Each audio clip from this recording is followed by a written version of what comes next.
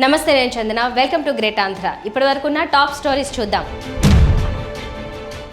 చంద్రబాబు ఘోర తప్పిదాలు, బీజేపీకి తలనొప్పిగా మారిన మాగుంట, ఆర్ఆర్ఆర్లో దింపుడు కళ్యాం ఆశలు, ఫోన్ ట్యాపింగ్ పై కేటీఆర్ అడ్డగోలు వాదనలు. ఇప్పుడు ఆమెను ఎవరు పట్టించుకుంటారు?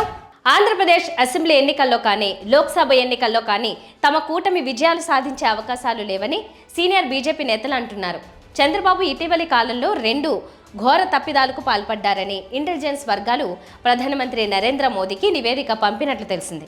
మొదటిది, తనకు అమ్ముడుపోయిన జనసేన ద్వారా తన అభ్యర్థులనే చంద్రబాబు నిలబెట్టిస్తుండటంతో జనసేన కార్యకర్తలు తీవ్ర ఆగ్రహంతో ఉన్నారని, వారి ఓట్లేవి చంద్రబాబుకు పడవని ఐబీ వర్గాలు భావిస్తున్నాయి. ఇదేమిటి, పవన్ కళ్యాణ్ ఒత్తిడి చేస్తేనే కదా పొత్తుకు ఒప్పుకున్నాం, ఆ యాక్టర్కు వెన్నుముక్క లేనట్లుందే అని మోదీ వ్యాఖ్యానించినట్లు తెలిసింది. రెండవది, వాలంటీర్ల ద్వారా పింఛన్లు అందకుండా చేయడంతో పెద్ద సంఖ్యలో ప్రజలు తెలుగుదేశంకు వ్యతిరేకంగా ఓటు వేయాలని నిర్ణయించుకున్నట్లు ఢిల్లీకి సమాచారం అందింది. తమ వర్గానికి చెందిన నిమ్మగడ్డ రమేష్ ద్వారా ఎన్నికల కమిషన్కు ఫిర్యాదు చేసి చంద్రబాబు జనానికి పింఛన్ అందకుండా చేశారన్న సమాచారం రాష్ట్రమంతా పాకిపోయింది.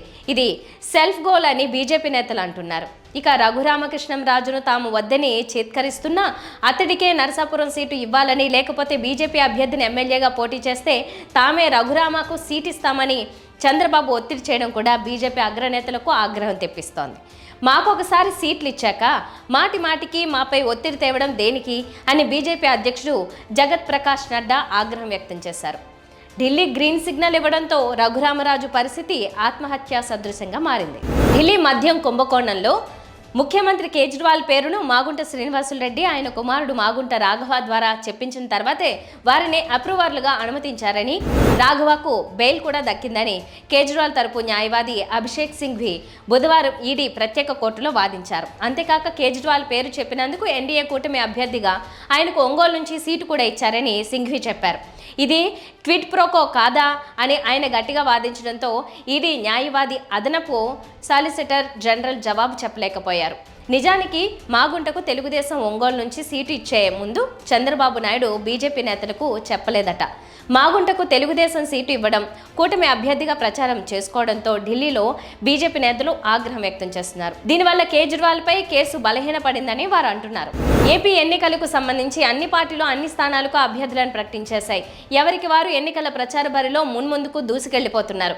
ఇలాంటి సంక్లిష్ట పరిస్థితులు ఉన్న నేపథ్యంలోనూ నరసాపురం ఎంపీ రఘురామకృష్ణరాజులో మాత్రం ఇంకా దింపుడు కళ్యామ ఆశలు చావడం లేదు. ఈ ఎన్నికల్లో తప్పకుండా పోటీ చేస్తాననే సంపూర్ణమైన విశ్వాసం తనకు ఉందని రఘురామ చెప్పుకుంటున్నారు. ఏ పార్టీ తరపున పోటీ చేస్తారో తెలియదట, ఎమ్మెల్యేగా పోటీ చేస్తారో ఎంపీగా బరిలో ఉంటారో కూడా తెలియదట. కానీ 3-4 రోజుల్లో మంచి వార్త వస్తుందని మాత్రం రఘురామ చెప్తున్నారు. మొన్నటిదాకా సింగిల్గా చంద్రబాబు నాయుడు మాత్రమే కీర్తిస్తూ వచ్చారు. ఉభయ గోదావరి జిల్లాల నుంచి మాత్రమే పోటీలో ఉంటానని, చంద్రబాబు తనకు న్యాయం చేస్తారని నమ్మకం ఉందని రకరకాలుగా బాబును ఉబ్బించారు. రేపు నా నియోజకవర్గానికి వెళ్తాను. బహుశా 3-4 రోజుల్లో నాకైతే మంచి వర్క్ వస్తుందని అనుకుంటున్నా. తెలీదు, ఏ పార్టీయో తెలియదు, ఎమ్మెల్యే ఎంపీయో తెలియదు, ఏమీ తెలియదు. అమ్మవారికి నివేదిద్దామని అనుకున్నాను. తెలుగుదేశం పార్టీ నుంచి నరసాపురం ఎంపీ టికెట్ ఏమో, నేను మీ అందరిలోనే మీడియాలో చదువుతున్నా రకరకాల వార్తలు. నాకైతే ఖచ్చితంగా డెఫినెట్గా పోటీ చేస్తాను అనే నా సంపూర్ణ విశ్వాసం.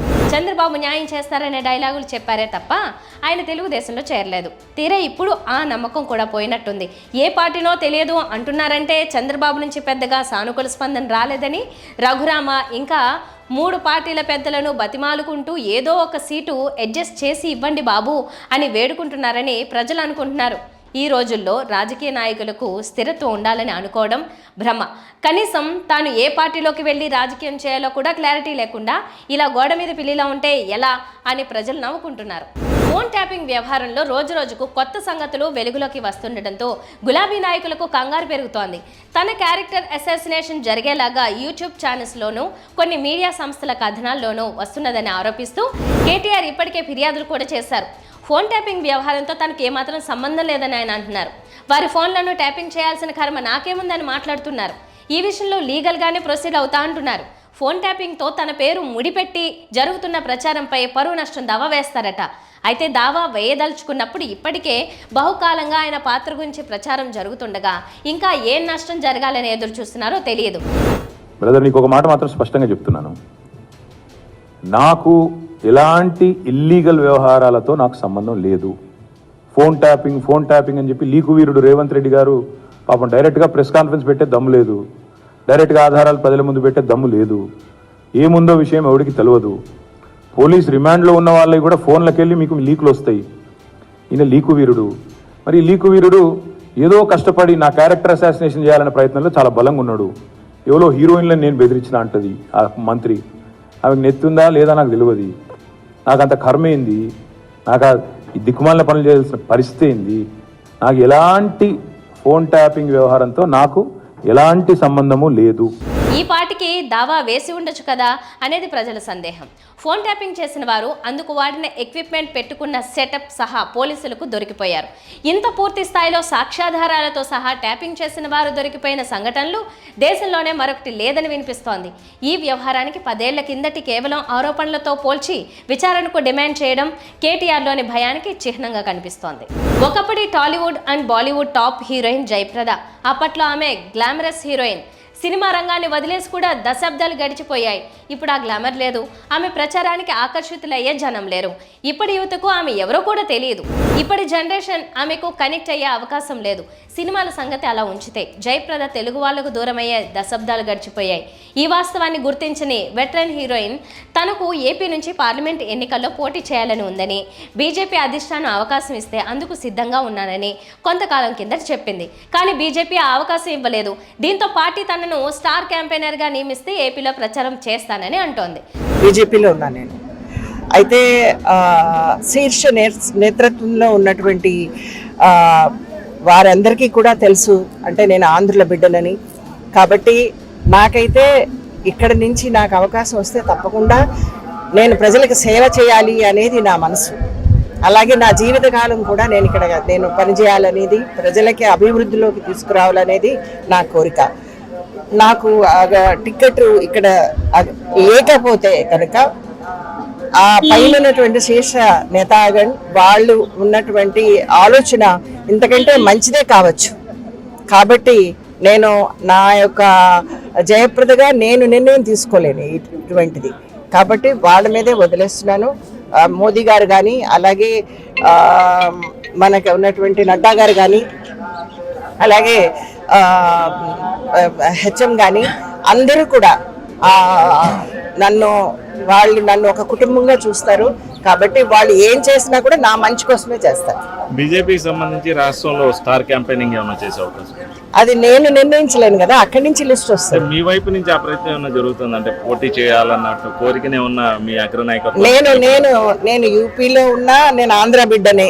నేను ఇక్కడ ఉన్నా కూడా ఆంధ్ర బిడ్డనే. కానీ ఇక్కడ ఉన్నటువంటి నేను కోరుకునేది ఏంటంటే ఎవరైతే రాజధాని తేగలరో, ఎవరైతే ఈ యొక్క ప్రజల యొక్క మనకున్నటువంటి ఆ యువకులకి అలాగే మహిళలకి రక్షణ, వాళ్ళకి ఉద్యోగాలు, వాళ్ళకి జాబ్స్, అలాంటి ఇప్పుడు ఏదైతే వాళ్ళకి దిక్కుతోచని పరిస్థితుల్లో ఉన్నారో, మోదీ గారి వేవ్ నడుస్తుంది. కాబట్టి ఇస్ బార్ 400 పార్ ఆయన ఇచ్చినటువంటి ఈ యొక్క నారాని మనం అందరం తెలిసిందే. ఈసారి మోదీ గారు 3వసారి కూడా ప్రధానమంత్రి గారు కావాలనేది మన కోరిక. ప్రస్తుతం ఆమె యూపీలో బీజేపీ తరపున ప్రచారం చేస్తోంది. అక్కడి వాళ్ళకు జయప్రద బాగా పరిచయం.